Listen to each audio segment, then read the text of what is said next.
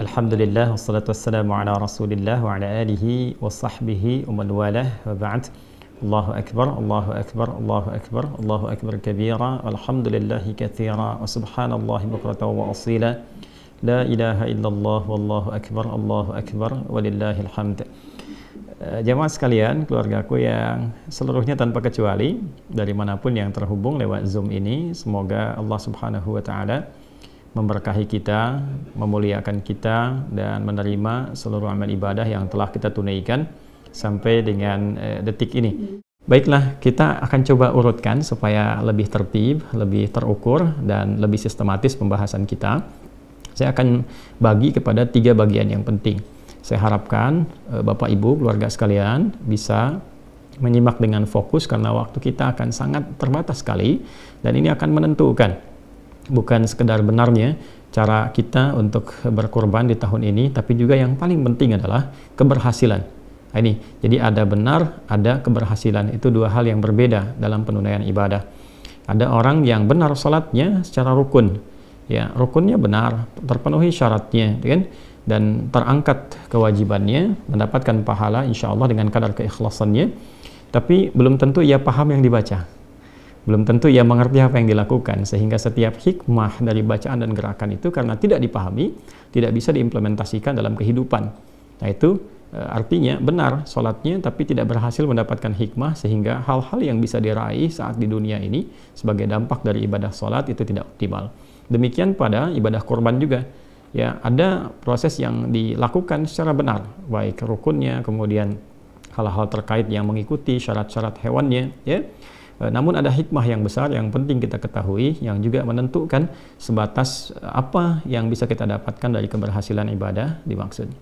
Baik, teman-teman sekalian, Bapak dan Ibu, saya ingin runtutkan dulu pada puncak nanti apa yang disebut dengan korban. Jadi ibadah ini kalau kita perhatikan di kitab-kitab fikih, ya, termasuk juga dalam kitab-kitab hadis, proses penyembelihannya itu tidak disebut dengan korban, tapi proses penyembelihannya itu disebut dengan udhiyah atau dzabah. Ya, jika disebut dengan udhiyah itu seakar nanti dengan kata duha, artinya proses penyembelihan yang dilangsungkan di waktu duha. Karena itu idnya disebut dengan Idul Adha, ya. Nah, duha itu kurang lebih lah batas 2 tombak kalau matahari melewati batas terbitnya. Jadi kalau terbitnya disebut dengan masyrik, tempat terbitnya. Ketika melewati tempat terbit itu, saat masuk tempat terbit kan haram hukumnya salat, ya. Nah, sama dengan tempat terbenamnya. Jadi ketika lewat tempat terbit itu ukuran bayangan itu 1 tombak, ya kalau dikonversi kurang lebih 1 jam lah dari tempat terbit itu. Nah itu kita akan dapati di situ waktu syuruk, ya. Jadi kalau dari fajar ke 1 tombak itu satu jam kurang lebih. Jadi kalau subuh misalnya sekarang di Indonesia bagian barat 4.37 misal saja, kan? Nah, maka kalau diambil 1 jam dari situ, ya 5.37 itu sudah masuk waktu syuruk. Nah itu lewat 1 tombak dari waktu terbit. Jadi kalau misalnya diambil 1 tombak lagi, taruhlah diambil kemudian 15 menit atau 30 menit dari situ. Jadi kalau setengah 6 tambah 30 menit, sekitar jam 6, ya. Nah itu sudah masuk waktu duha. Jadi kalau tadi itu awal duha, kalau sekarang masuk ke awal ke pertengahan duha, sekitaran jam 6 sampai ke setengah 7. Ya, jam 6 sampai ke setengah 7.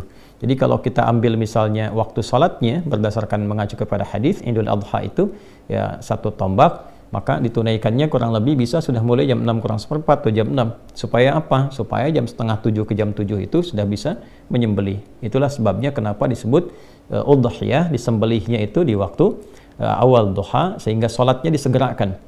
Ya, itu bedanya dengan Idul Fitri. Kalau Idul Fitri kita makan dulu. Jadi idnya dirayakan fitrah dengan makan terlebih dahulu untuk menunjukkan bahwa puasa sudah selesai. Sekarang sudah tidak puasa lagi, maka kemudian membatalkan terlebih dahulu, makan terlebih dahulu, baru kemudian setelah itu agak senggang berangkatlah ke tempat sholat untuk menunaikan sholat id, sehingga idnya disebut Idul Fitr. Tapi Idul Adha berbeda. Idul Adha itu awalnya, ini konsep awal ya, konsep awalnya itu makannya setelah mendapatkan yang disembelihan. Jadi kenapa sholatnya dipercepat, disembelih kemudian di waktu duha, lalu setelah itu supaya cepat disembelih itu dimasak, bisa dikonsumsi. Jadi yang pertama dimakan itu adalah yang dari hasil sembelihan. Ya, tapi berjalannya waktu memberikan kesan bahwa ini dulu bila itu mudah untuk dilakukan. Bila kemudian tidak mudah untuk dilakukan dan berbeda situasinya, maka tetap menjadi amalan sunnah, tetapi barangkali yang dikonsumsinya berbeda. Yang penting ada sesuatu yang dimakan. Jadi sunnahnya dari sebelum sholat id itu tidak makan dulu, ya, baru setelah menunaikan sholat id makan, sekedar untuk mengikuti tuntunan sunnah Nabi Sallallahu Alaihi Wasallam. Bisa misalnya makan apa saja yang kira-kira bisa untuk dimakan. Yang saya ingin katakan adalah kenapa disebut dengan udhiyah, proses penyembelihannya, ingin memberikan kesan bahwa sembelihannya berlangsung di waktu duha. Kemudian prosesnya sembelihannya disebut dzabah namanya. Dzabah itu untuk hewan yang dijatuhkan dulu. Jadi kalau ada sapi, kerbau, kambing dan sejenisnya kemudian akan disembelih dan dia dijatuhkan terlebih dahulu baru kemudian disembelih, itu disebut dengan dzabah, dari kata dzabaha. Tapi kalau hewannya tidak dijatuhkan dulu, ya, langsung disembelih dalam posisi dia berdirinya, biasanya unta yang seperti itu disebut dengan nahar. Di surat Al-Kautsar itu kita dapatkan kata nahar, inna a'tainakal kautsar fasalli li rabbika wanhar. Jadi spirit ayat ini ingin mengatakan kalau kita sudah diberikan oleh Allah karunia berlimpah, sudah sukses, kan? Jangan lupa sama Allah yang menitipkan. Toh kan sebelumnya kita berdoa, banyak minta sama Allah, begitu dikasih lupa sama Allahnya, ya. Maka cara mensyukuri semua nikmat ketika diberikan itu berbanyak konektivitas dengan Allah. Yang pertama adalah ibadah lewat fisik, salat, fasalli, banyak salat, tambah tahajud, tambah salat sunnah. Kemudian yang kedua, beribadah lewat harta. Yang enggak semua orang bisa lakukan, wanhar. Ya, di era Nabi itu menyembelih unta termasuk yang paling tinggi karena unta kan nggak semua orang bisa dapatkan, ya. Jadi maksudnya apa? Kalau sudah sukses, jangan murah dalam berbagi. Toh yang dititipkan pun bukan punya kita juga, supaya harta bertambah, Allah makin sayang, ya semakin banyak berbagi. Itu dua sikap bagi insan beriman. Singkatnya, dalam narasi baik di Quran ataupun di hadis tidak ditemukan kata korban. Sekarang kenapa menggunakan kata korban? Ya, dan tema besarnya pun tebar korban, ya kan? Bukan tebar hewan, kan? Tebar kurban, dan bukan tebar dzabah, bukan tebar udhiyah. Nah, di titik ini yang ingin saya garis bawahi, dan saya akan sedikit mengilustrasikan, barangkali juga sedikit berdiri supaya saya bisa menuliskan sesuatu yang Bapak Ibu bisa lihat, dan ini titik yang paling penting. Kalau tidak ada ini, saya tidak akan adakan Zoom. Ya, cukup bagi Bapak Ibu kemudian menitipkan barangkali, lalu kita berikan waktunya, lalu diberikan bimbingan doanya, dihafalkan, selesai. Tapi ini yang ingin saya pastikan, jangan sampai, mohon maaf ya, usaha yang kita optimalkan baik dari hartanya, kan tidak mudah itu untuk mendapatkan harta yang dimaksudkan, ya.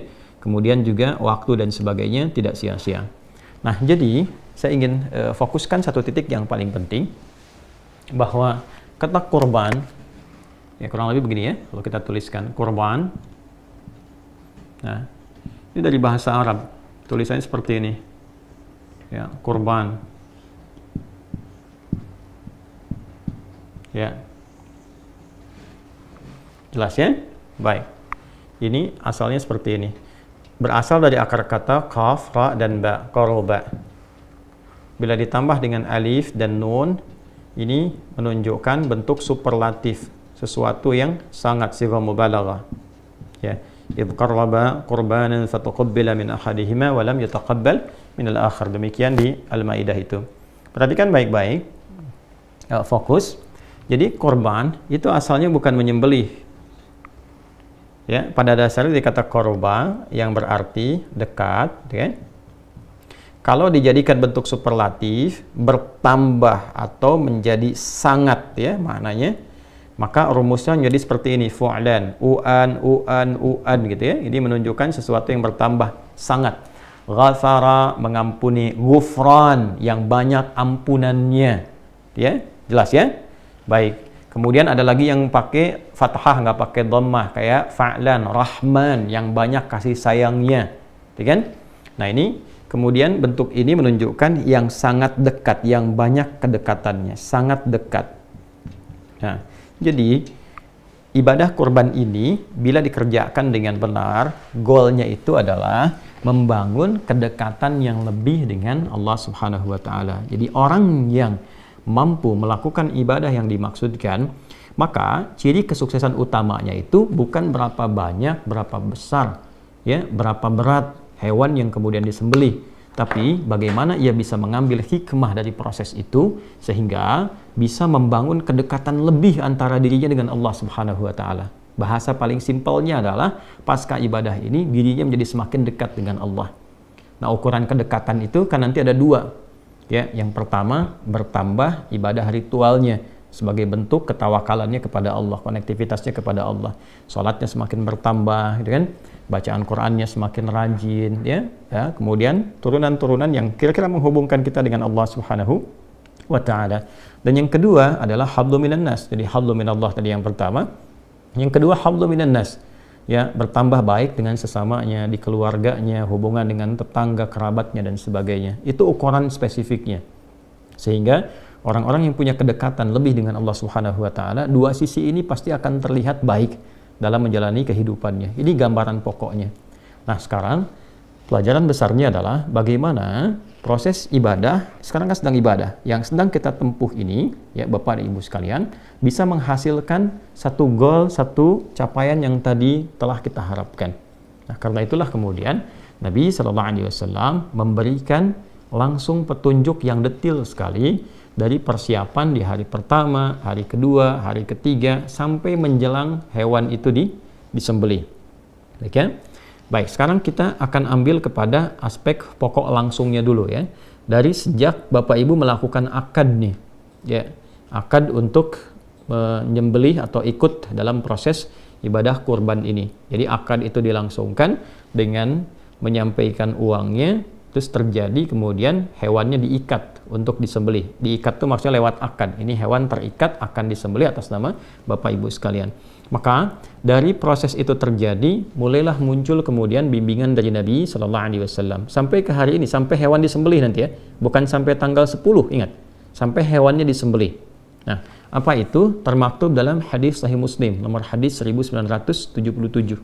Kita coba cek dulu ya. Ini ada Sahih Muslim, saya bisa bacakan, tapi barangkali untuk menguatkan pada Bapak Ibu sekalian, kita bisa cek paling kanan di pertengahan nomor hadis 1977. Coba kita cek. Nah, ini dia. Jadi ya, nanti kalau punya kitabnya silahkan dicek. Kitab Sahih Muslim nomor hadis 1977 ya, di subtopik yang ketujuh. Babu nahyi man dakhala alaihi ashru dzulhijjah wa huwa yuridu at-tadhhiyah an ya'khudha min sya'rihi aw adfarihi syai'a.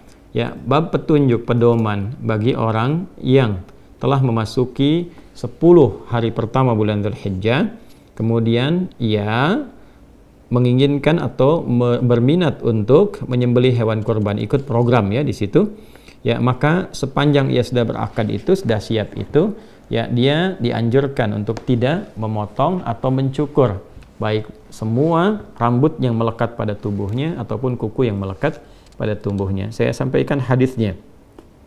Saya langsung cepat saja kepada rawi yang terakhir, yaitu keluarga terdekat Nabi sallallahu alaihi wasallam. Ini A1, ya an Ummi Salamah radhiyallahu taala anha, dari Ummi Salamah radhiyallahu taala anha, anna Nabiy sallallahu alaihi wasallam qala, beliau menyampaikan Nabi sallallahu alaihi wasallam bersabda, "Idza dakhalatil 'ashru wa arada ahadukum an yudhhiya fala yamassa min sya'rihi wa basharihi syai'a."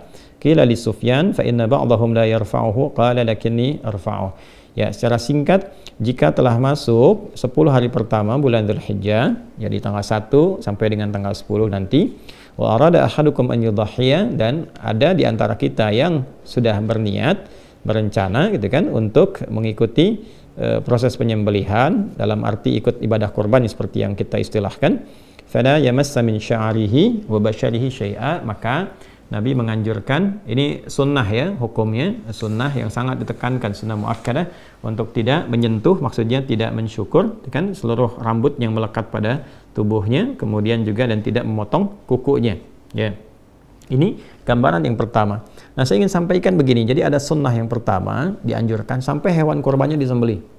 Nah, hewan kurban disembelih sekali lagi untuk semua program yang melekat bagi kita semua, insya Allah hewan kurbannya ya, disembelihnya di hari Kamis ya, sesuai dengan jadwal. Bila ada perubahan sesuai dengan daerahnya, itu akan diinfokan segera. Tapi insya Allah tidak ada yang disembelih besok Ya, sekalipun menunaikan sholatnya misalnya ada yang besok tapi disembelihnya pada hari keesokan harinya untuk menyiapkan lebih mudah lagi gitu ya, supaya juga diinfokannya bisa serentakkan kurban itu luas. Bisa hari ke-10, 11, 12, 13. Jadi kalau ada kesibukan di hari saat menunaikan sholat, maka keesokan harinya itu bisa lebih lapang. Nah kemudian, jadi sampai hari disembelih itu, begitu diinfokan hewan bapak ibu disembelih, sampai ke titik itu jangan dulu potong kuku ya.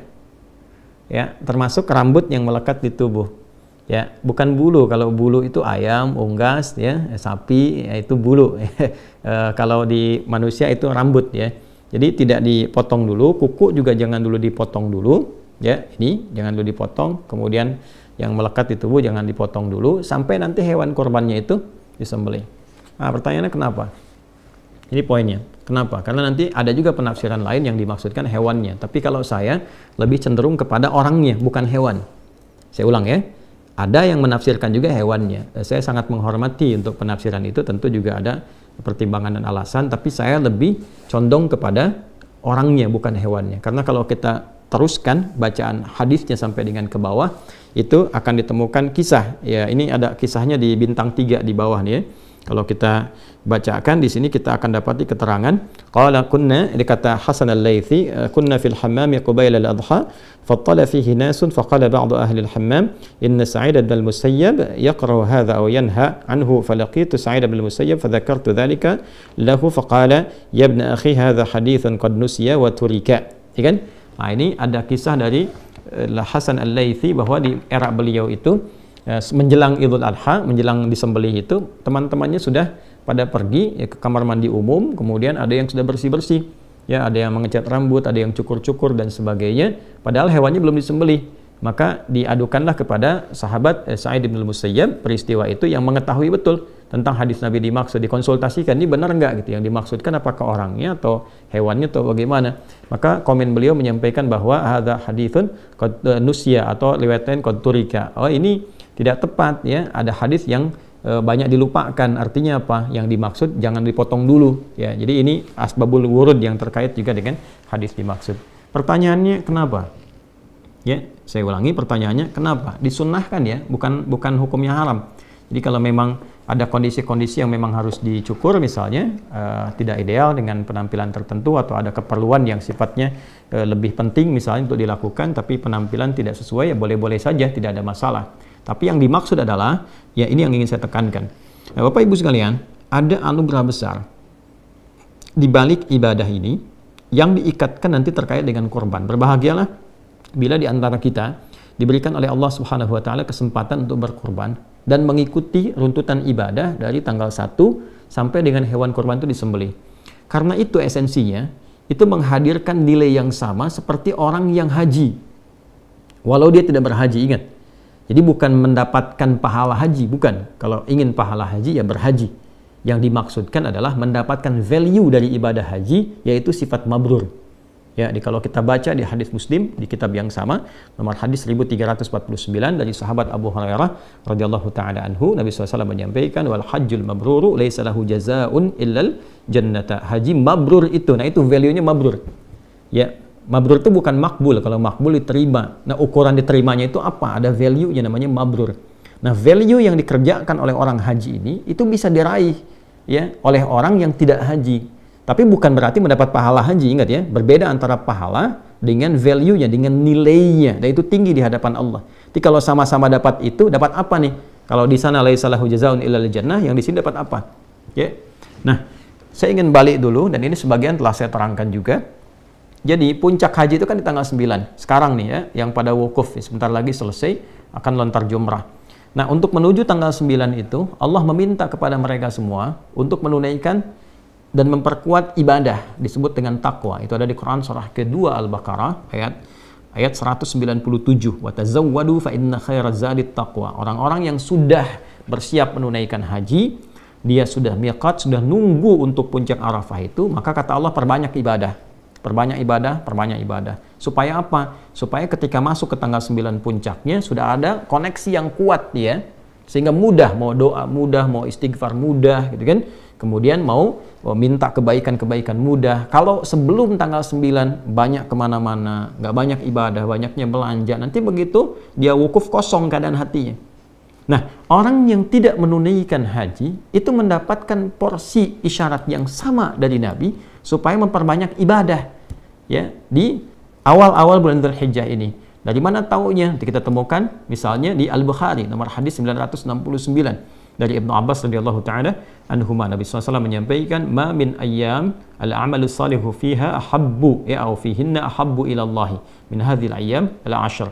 Tidak ada satupun perjalanan hari ya saat seseorang menunaikan amal saleh itu naik status amal salehnya dicintai oleh Allah, yaitu 10 hari pertama di bulan Dzulhijjah. Jadi ketika orang yang haji itu perbanyak ibadah, orang yang tidak haji pun, kita ini maksudnya di sini ya, itu diminta oleh Nabi sama lakukan ibadah juga.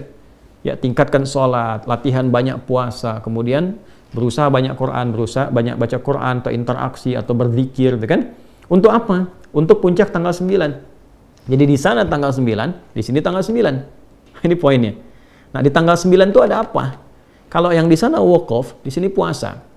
Jadi kalau kita ambil yang di sana wukuf, di sini puasa. Puasanya kita bisa lihat misalnya di hadis riwayat At-Tirmidzi nomor hadis 749 ya, dari Nabi sallallahu alaihi wasallam, beliau menyampaikan, siyamu yaumi arafah anni ahtasibu 'ala Allahi ay yukaffira sanata allati ba'daha wa sanata allati qablaha. Ini poinnya penting sekali nih Bu ya, Bapak, teman-teman sekalian. Jadi kata Nabi, puasa yang ditunaikan di hari ke-9 itu pada momen Arafah. Jadi yang di sana momentumnya, yang di sini itu harinya, hari dalam arti waktu. Jadi maksudnya apa? Waktunya tanggal 9, boleh jadi ada yang sama, boleh jadi ada yang berbeda. Tapi kalau masuk di waktu itu, lakukan seperti orang yang wukuf amalannya. Ya, maksudnya apa? Kalau di sana hanya sekedar wukuf, wukuf kan berdoa, minta ampun, beristighfar, muhasabah diri. Di sini pun bukan sekedar nahan lapar dan haus, tapi ikut muhasabah juga. Ya, ikut minta ampun kepada Allah. Jadi bukan puasa biasa. Ya, biasanya kalau saya suka melihat kapan di sana wukuf tuh jam berapa ya, saya suka ukur tuh. Jadi saya ukur biasanya jam 5 ya, setengah 6 menjelang maghrib waktu Indonesia, kan bedanya 4 jam. Jadi kalau 4 jam ditarik ke sana itu masuk zuhur. Jadi biasanya sudah masuk waktunya khutbah. Jadi begitu sholat sudah semuanya duduk. Nah di sini biasanya saya suka merenung, duduk menghadap ke arah kiblat kemudian bermuhasabah. Yang dimaksudkan kita puasa tanggal 9 ya, kemudian diisi dengan amalan-amalan seperti orang wukuf. Tapi yang wukuf itu yang di sana, bukan kita di sini. Ya, tapi amalannya bisa kita lakukan serupa. Dalam arti apa? Dalam arti muhasabah, introspeksi diri. Jadi tanggal 9 itu bukan sekedar nahan lapar, haus, tapi banyakin istighfar, banyak minta ampun kepada Allah, berdoa dalam kebaikan. Itu kesan Nabinya. Nah, orang-orang yang mampu melakukan itu, ya, maka apa yang terjadi? Sekalipun dia tidak haji, kata Nabi sallallahu alaihi wasallam, "Anni ahtasibu 'ala Allah." Aku sangat berharap, bermohon kepada Allah diberikan satu bonus tuh ya. Ya, pahala dapat dia, tapi apa yang bonus yang Nabi maksudkan di sini? Ayyukaffira sanatal lati ba'daha wa sanatal lati qablaha. Supaya Allah menjaga dia dari perbuatan-perbuatan maksiat setahun ke depan dan menggugurkan dosa-dosanya minimal setahun ke belakang. Ini menarik nih, ya. Jadi kalau berhasil tuh ibadah puasa yang di tanggal 9 itu, dan dia bermuhasabah, minimal kan kita mereview dosa apa yang pernah kita lakukan kan? Minta ampunan sama Allah, diingat-ingat, hubungan dengan Allah, hubungan dengan makhluk. Itu begitu minta ampun, tanggal 9 itu spesial. Makanya para ulama itu sangat meng-highlight sekali, ya, di awal Dzulhijjah itu 9 itu spesial. Kalau bisa sekalipun nggak puasa, tetap kita memperbanyak doa di situ. Misalnya ada di kalangan perempuan, akhwat yang sedang haid misalnya, tiba masa haidnya, walaupun tidak menunaikan puasa di dalamnya, tidak terhalang untuk berdoa. Perbanyak doa, perbanyak minta ampun, perbanyak istighfar di situ. Itu potensinya mahal sekali dan yang menyampaikan Nabi. Kan kita ini dinilai dengan iman kita. Ya, awas jangan bertanya, bisa begitu? Tidak. Ini perkara iman. Karena itu kita beriman, kita meyakini apa yang disampaikan Nabi, maka manfaatkan. Ini semua ulama itu, kalau dalam tanda petik ya, kalau sudah dekat tuh sering teriak-teriak. Dalam tanda petik, teriak tuh maksudnya kencang mengingatkan. Jangan sampai luput. Jangan sampai luput. Kalau luput nunggu tahun depan. Gitu ya. Maka betul-betul optimalkan. Nah, di titik ini ketika kita memohon, maka turun ampunan Allah. Dosa-dosa yang lampau berpeluang diampuni. Ciri diampuni itu apa? Ciri diampuni, hilang kan kotornya, maka muncul baiknya. Nah, kalau benar dia seperti itu, dia akan dijaga oleh Allah sampai setahun ke depan tuh jadi orang baik. Lisannya baik, pandangannya baik, pendengarannya baik. Nah, kebaikan yang muncul setelah yang buruk hilang itu disebut birrun namanya. Birrun. Kalau melekat pada pelakunya disebut mabrur. Kenapa disebut haji mabrur? Karena haji yang dikerjakan dengan benar itu mampu mengentaskan sifat-sifat buruknya dan mentransformasikan, merubah dia jadi lebih baik. Sehingga disebut hajjul mabrur, hajinya, ya, bukan orangnya. Kalau hajinya berhasil, itu yang dimaksudkan Nabi itu. Kalau berhasil melekat pada orang, maka sifatnya mabrur. Nah, orang-orang yang tidak haji, tadi saya katakan, value dari mabrur itu bisa dia dapatkan. Dengan cara apa? Dia bisa isi sepanjang 1 sampai 9 ini untuk bisa mengevaluasi dirinya, begitu mendapatkan ketenangan, selesai puasa, ada perubahan dalam dirinya. Rasa tenang, rasa baik. Nah, itu yang dimaksud birrun. Kalau melekat pada dirinya, maka disebut dengan mabrur. Maka, apa yang bisa dia rasakan saat menjalani kehidupan, itu lebih baik ke depannya. Kontrolnya lebih baik. Mau bicara yang kurang bagus, dijaga jadi bagus. Memandang yang baik, itu yang dimaksud hadis Nabi tadi, terjaga dari dosa sampai setahun ke depan, ya, sampai ketemu lagi, ya, ketemu lagi, Dzulhijjah lagi, tiap tahun dijaga sampai dia meninggal, insya Allah husnul khatimah, ya, husnul khatimah. Nah, yang paling menarik hubungan dengan penyembelihan apa? Kalau selesai wukuf yang haji tanggal 9, itu kan bergerak tuh, ya, ke Masy'aril Haram atau dikenal dengan Muzdalifah, ya kan? Dia berzikir kan, Quran surah ke-2 ayat 198, ya kan? Nah, laisa 'alaikum junahun an tabtaghu fadlan min rabbikum fa idza afadtum min arafatin fadhkurullaha 'indal masy'aril haram. Maka teman-teman yang di sana akan bergerak nanti, ya, ke arah Muzdalifah, kemudian di situ berzikir sampai menunggu nanti menjelang ke fajar. Cari batu kan? Ya, lalu setelah itu ke Jamarat, ya. Melontar. Yang dilontar itu Aqabah tuh, yang besarnya. Ya, bukan yang wusta, bukan yang ula. Saya cepat saja kalau Bapak Ibu teman-teman dapatkan buku yang saya tentang umrah, ya. Kalau ikut program umrah tuh ada buku yang kita berikan, yang saya tulis langsung itu. Jadi kami jelaskan betul kenapa Aqabah, kenapa disebut wusta, kenapa ula, kenapa urutannya begitu gitu, ya. Secara singkatnya begini, kalau Aqabah itu gambaran diri kita. Wusta itu lingkaran dekat. Ula itu faktor terjauh, lingkaran luar. Ya, yang terjauhnya. Jadi kadang-kadang yang membuat diri kita itu kurang baik, kurang dekat dengan Allah, yang pertama adalah ketidakmampuan mengontrol diri sendiri. Nafsu, Aqabah itu gambaran dari nafsu. Jadi kalau marah itu bukan karena faktor luar pada umumnya, tapi lebih karena ketidakmampuan mengontrol emosi di dalam.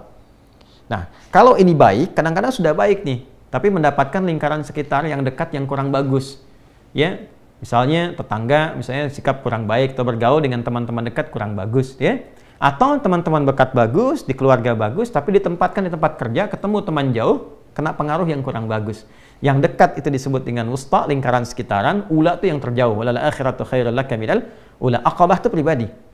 Karena itu, dari Muzdalifah, yang dilontar itu bukan yang wusta, bukan yang ula, tapi yang Aqabah. Dan perhatikan kalimatnya, Bismillahi Allahu Akbar. Bismillahi Allahu Akbar. Bismillahi Allahu Akbar sampai 7 kali. Setelah itu menghadap ke arah Ka'bah, ya, ke Masjidil Haram, lalu berdoa, ya kan? Inni wajjahtu wajhiya lilladzi fataras samawati wal arda hanifan muslima wa ma ana minal musyrikin. Inna salati wa nusuki wa mahyaya wa mamati lillahi rabbil alamin. La syarika lahu wa bidzalika umirtu wa ana minal muslimin. Baik. Perhatikan baik-baik. Begitu dilontar, lontaran itu dimohonkan dengan doa untuk menggugurkan sifat buruk yang ada dalam diri. Menggugurkan keburukan yang ada dalam nafsu. Baik ya? Ini kuncinya dulu satu ya. Jadi begitu dilontar, diharapkan kan sifat buruk itu di nafsu, lawannya takwa. Ya, nafsu itu nama lainnya fujur. Fujur itu lawannya takwa. Di Quran surah ke-91 ya, ayat 8. Fa'alhamaha fujuraha wa taqwaha. Ya kan? Jadi kalau di takwa ada jujur, di sini ada dusta. Kalau di sini ada sabar, di sini ada amarah gitu. Nah, ini yang direndam. Begitu dilontar ini naik. Nah, sifat takwa itu sifat dasar malaikat. Nafsu itu sifat hewan. Makanya disebut manusia makhluk hewani, hayawanun natik, hewan yang bisa bicara, tapi punya sifat takwa. Kalau hewan nggak ada takwanya, ya malaikat nggak ada nafsunya. Di malaikat benar terus, Quran surat 66 ayat ke-6, hewan itu punya potensi salah terus. Ya? Nah, itu sifat hewani. Yang tidak haji, maka disimbolkan dengan syariat penyembelihan hewan. Yang di sana lontar. Jelas ya?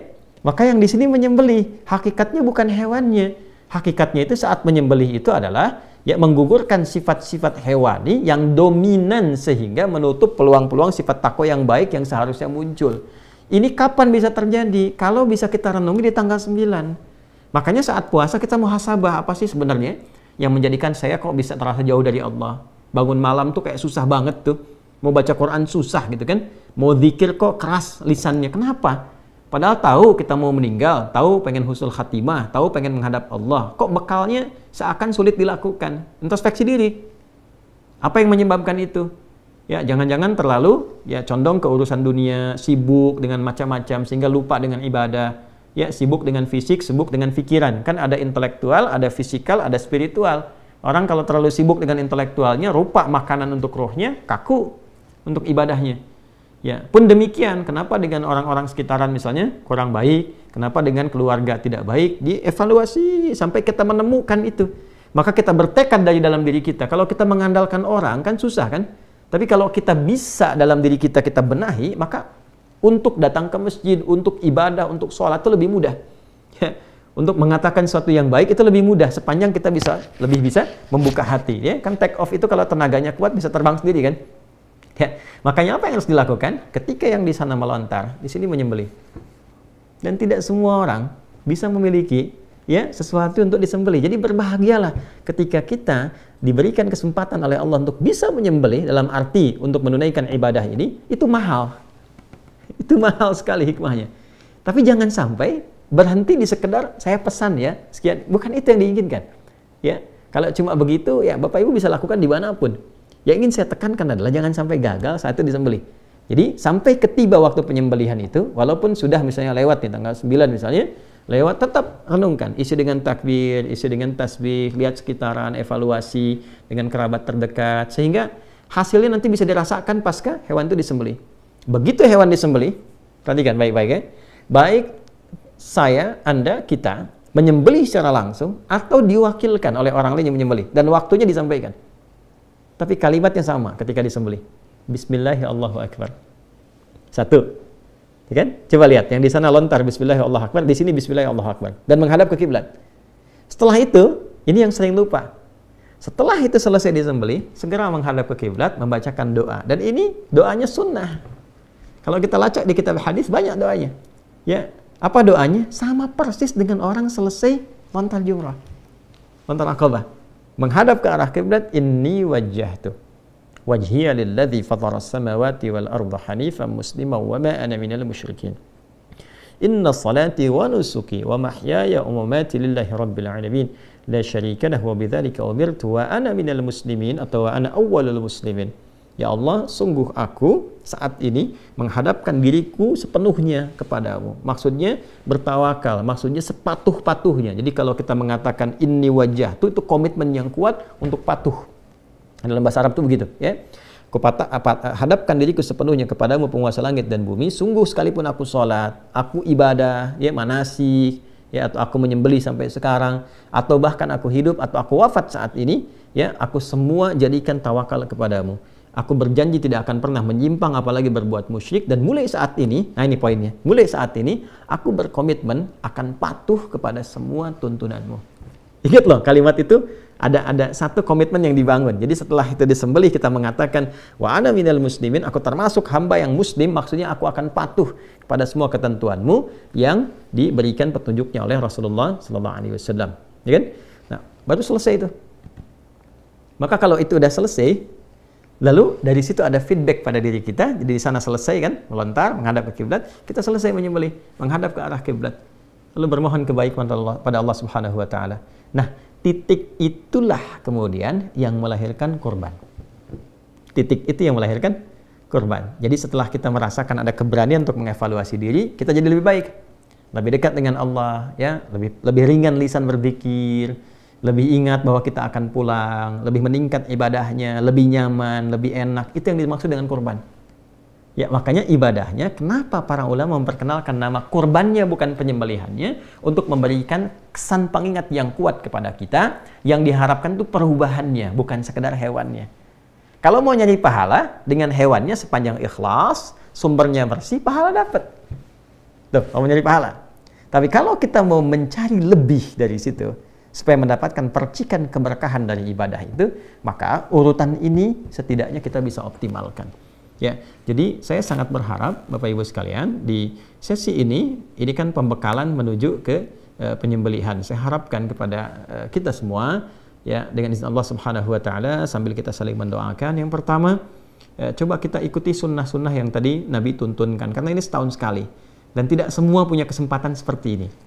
Ya, tidak semua punya kesempatan yang serupa. Jadi syukuri ini dengan cara kita optimalkan. Yang kedua, kita saling mendoakan dulu untuk semua supaya Allah kasih kemudahan. Ya, ringankan berbagi, doakan yang di sana, yang di haram, gitu kan, supaya mendapatkan kemudahan dari Allah, diterima ibadah hajinya, gitu kan, lapangkan. Jadi mendoakan orang lain itu melatih hati kita supaya lunak. Kalau hati kita sudah lunak, sudah enak, itu masya Allah, itu mudah sekali untuk dibawa zikir, ya, dibawa kepada hal yang baik. Lalu minta sama Allah menguatkan diri kita, ya.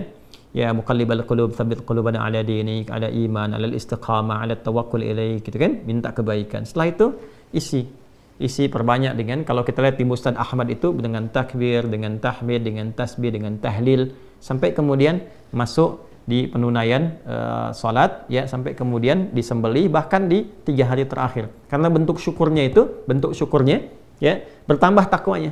Jadi kalau nanti selesai kurban, itu ukuran pertamanya nanti 2 hari setelah itu. Jadi begitu selesai kurban 2 hari, makanya disebut hari tasyrik kan?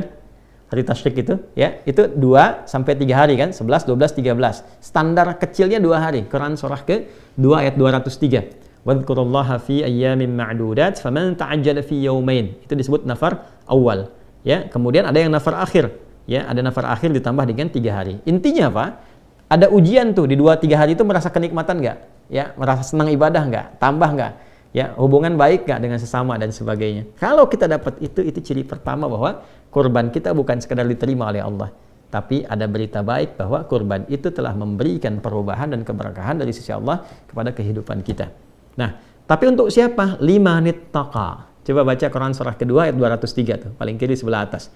Wadhkurullaha fi ayyamin ma'dudat faman ta'ajjala fi yawmayn fala itsma 'alaihi wa man ta'akhkhara fala itsma 'alaihi limanit taqa.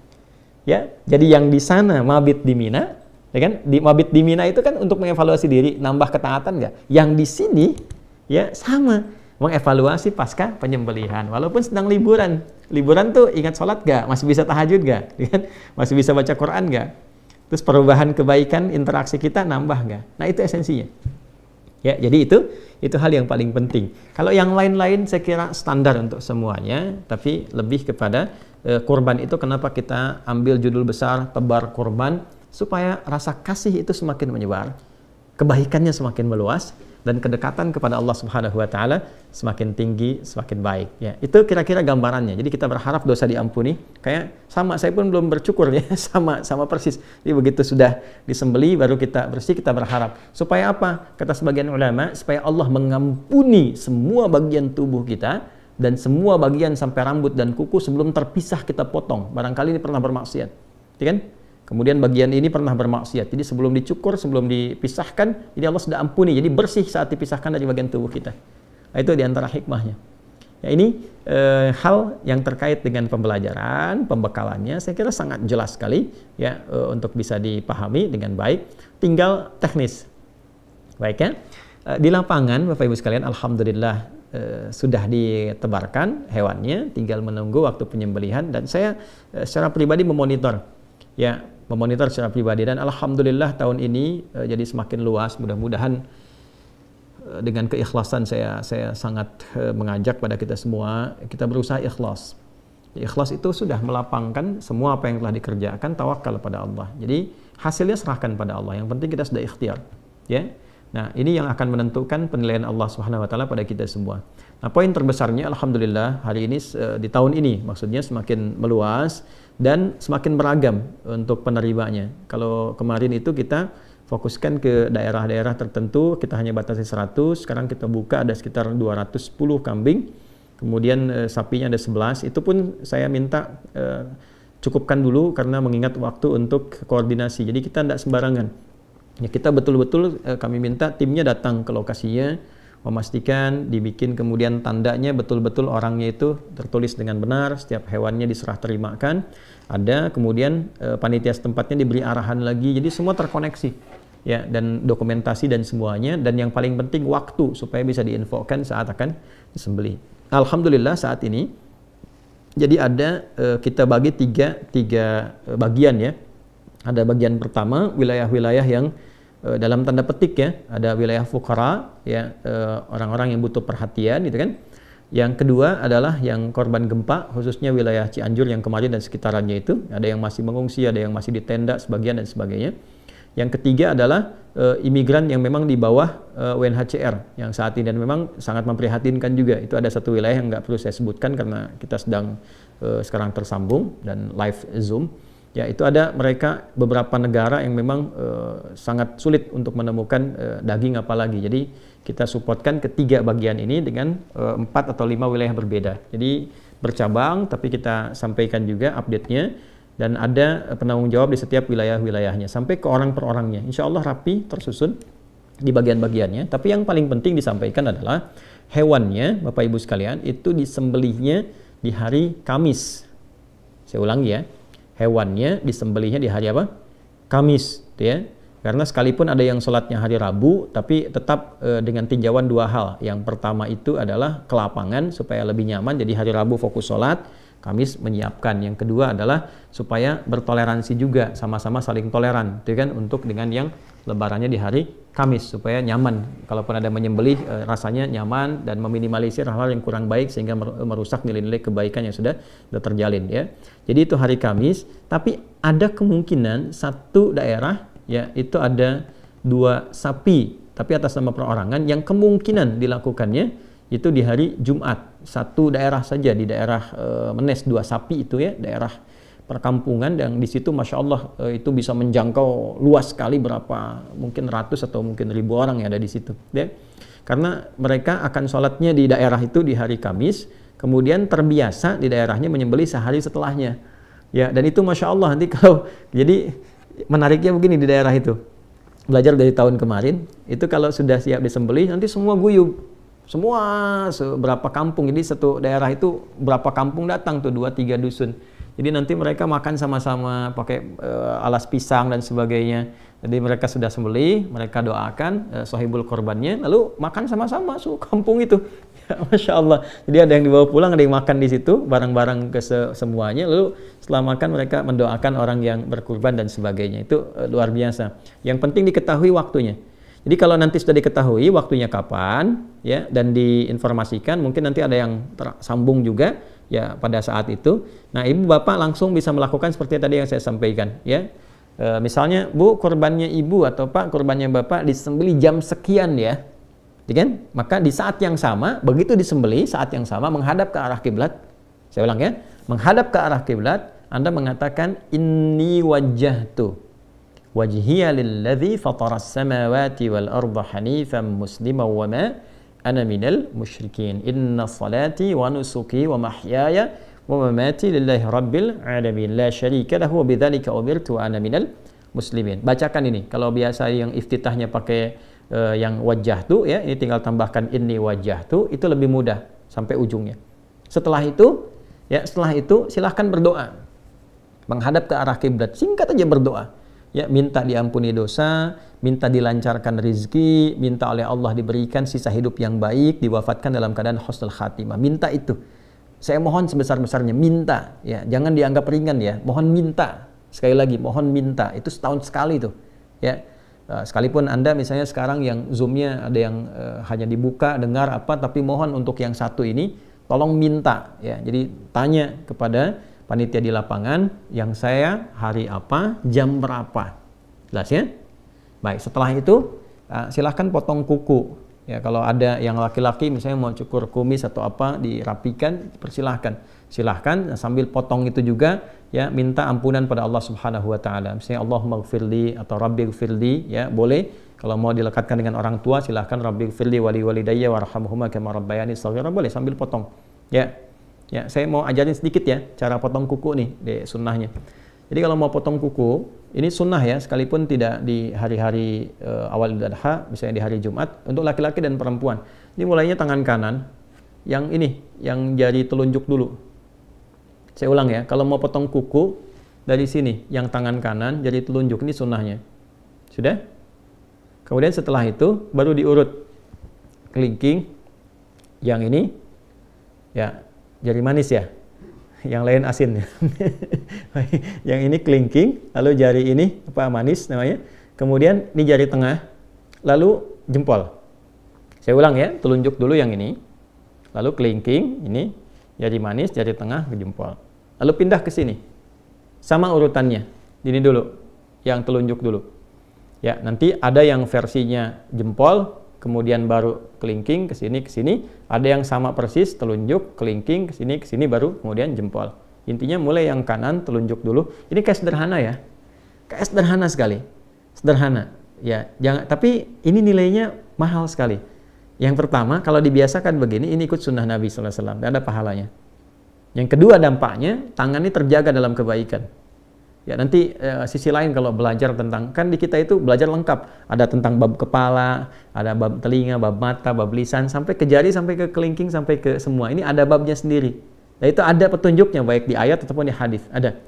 Ya, dan ini akan bicara di hari kiamat nanti. Kalau kita baca Yasin kan, kalau biasa baca Yasin malam Jumat, ayat Al-Kahf ya. Al-yawma nakhtimu ala afwahim fatukallimuna aydihim. Nah, aydihim itu yang mana? Yang ini. Ya, karena ini yang sering dipakai. Kalau bikin status kan pakai ini kan, bukan pakai ini. Ya kan? Pakai ini kan. Nah, ini yang makanya di dunia pun fingerprint yang bicara. Ya, sidik jari yang bicara. Nah, ini nanti ada kaitan dengan itu. Jadi, gambaran kalau mau potong kuku. Jadi, silahkan begitu sudah diketahui waktunya, ya, Bapak Ibu nanti akan dihubungi panitia atau silahkan bertanya. Ya, kan karena kita ada kan call center juga, semua datanya sudah urut, ya. Sekali lagi, alhamdulillah hewan-hewan terdistribusikan hari ini, kecuali satu wilayah untuk yang imigran itu besok baru nyampe di wilayahnya. Insya Allah setelah sampai keesokan harinya, jadi semua hari Kamis semua akan disembelih, kecuali tadi yang kemungkinan ada 2 sapi atas nama siapa yang kemungkinan mungkin di hari Jumat, ya. Jadi silahkan nanti menghadap ke arah kiblat, doanya tadi sudah saya sampaikan, lalu potong kuku seperti yang saya utarakan tadi caranya. Setelah itu selesai, tinggal perbanyak takbir, ya, lalu diisi dengan tasbih, tahmid, tahlil di 2 hari pasca itu sampai mendapatkan ketenangan. Jadi bukan berapa banyaknya, tapi baca sampai hati kita tersentuh, merasakan kenikmatan lewat itu sehingga terjadi perubahan. Nah, itu yang dimaksud kurban. Ya, karena itu kami buka programnya kurban, bukan penyembelihan. Ya, kan semua mudah-mudahan berhasil. Ya, saya kira itu Bapak Ibu sekalian, semoga semua dirahmati oleh Allah Subhanahu wa taala. Semoga dilancarkan dan dimudahkan. Ya, selebihnya silahkan nanti tersambung dengan panitia teknis di lapangan yang memudahkan segala hal terkait dengan pedoman yang kita bahas bersama itu bisa lancar dan baik. Dan terakhir sebelum saya tutup, bagi yang hewan kurbannya ditujukan dalam niatnya untuk orang lain, ya, baik itu misalnya orang yang telah meninggal atau kerabat, ya, atau juga kemudian misalnya untuk keluarga, maka tidak ada bedanya. Jadi setelah kemudian diinfokan menghadap ke arah kiblat, inni wajjahtu, sampai dengan wa ana minal muslimin atau wa ana awwalul muslimin. Setelah itu berdoalah untuk orang yang diniatkan sesuai dengan hewannya itu. Kalau ayahnya telah meninggal, ya Allah ampuni ayahku, berikan cahaya di dalam kuburnya, berikan tambahan rahmat, ya, atau untuk ibu atau untuk keluarga besar, berdoa untuk keluarga keseluruhannya, ya. Itu catatan terakhirnya. Saya kira itu yang bisa disampaikan. Selebihnya silahkan baca buku yang telah didapatkan. Di situ ada banyak hal yang bisa diraih untuk bisa dipelajari. Semoga Allah memberikan kelapangan pada kita semua. Mohon izin, saya harus ada persiapan karena saya setelah ini ada persiapan untuk keluar kota, dan di situ kita akan menunaikan Idul Adha untuk esok hari. Dan Bapak Ibu silahkan sesuai dengan apa yang ingin dipilihnya masing-masing, ya, dan dengan itu semoga kita semua dirahmati oleh Allah Subhanahu wa taala. Saya kira saya cukupkan. Terima kasih untuk semuanya. Ya Allahumma taqabbal minna innaka antas sami'ul alim wa tub 'alaina innaka antat tawwabur rahim. Allahumma ij'alna min ibadikas salihin waj'alna ya Allah minal muqarrabin ilaika ya arhamar rahimin. Wa taqabbal minna ibadatana wa 'amalina salih wa qurbanana waj'alna minal muqarrabin ilaika biradak kama tuhibbu wa tarda. Rabbana atina fid dunya hasanah wa fil akhirati hasanah wa qina adzaban nar. Wa sallallahu ala sayyidina Muhammad wa ala alihi wa sahbihi ajma'in. Wa akhiru da'wana subhanakallahumma wa bihamdika nashhadu an la ilaha illa anta nastaghfiruka wa natubu ilaik. Alhamdulillahi rabbil alamin. Assalamualaikum warahmatullahi wabarakatuh.